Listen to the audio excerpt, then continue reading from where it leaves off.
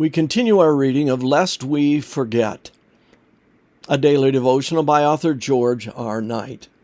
Today's reading, February 13, the centrality of the shut door.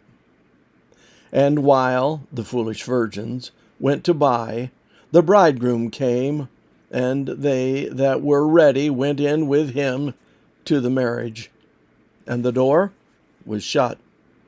Afterward came also the other virgins, saying, Lord, Lord, open to us.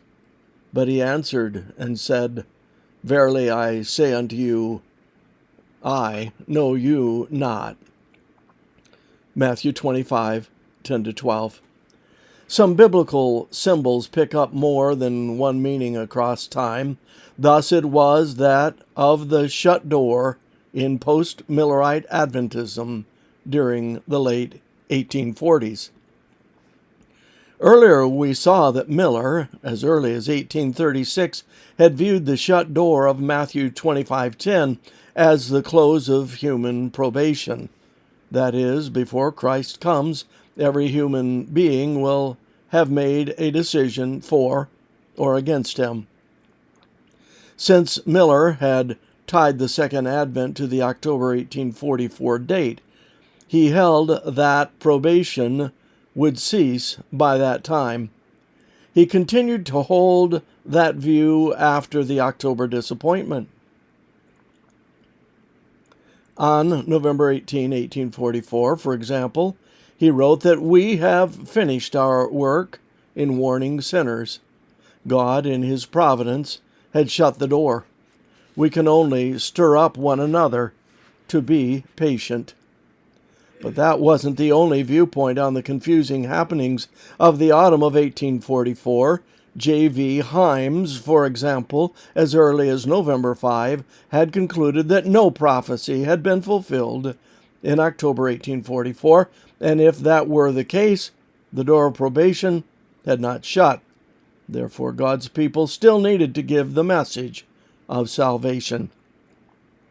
As strange as it may seem to us today, it was a differing understanding of the shut door that separated the various strands of Adventism in 1845 and beyond.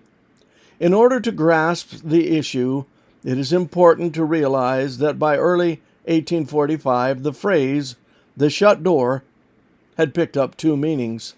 One, the close of probation, and two, that prophecy had been fulfilled in October 1844. With that recognition in mind, we can think of the Albany Adventist who followed Himes as open-door Adventist, and the fanatical spiritualizers and the developing Sabbatarians as shut-door Adventists.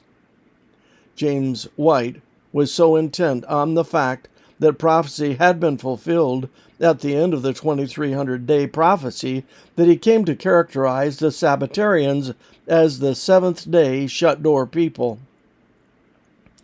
We can be thankful that the name didn't stick. Meanwhile, the theological task of the Sabbatarians during the late 1840s was to separate themselves from their fanatical cousins in the shut-door sector of Adventism. That could only happen through further Bible study and God's leading. This concludes our reading today of Lest We Forget.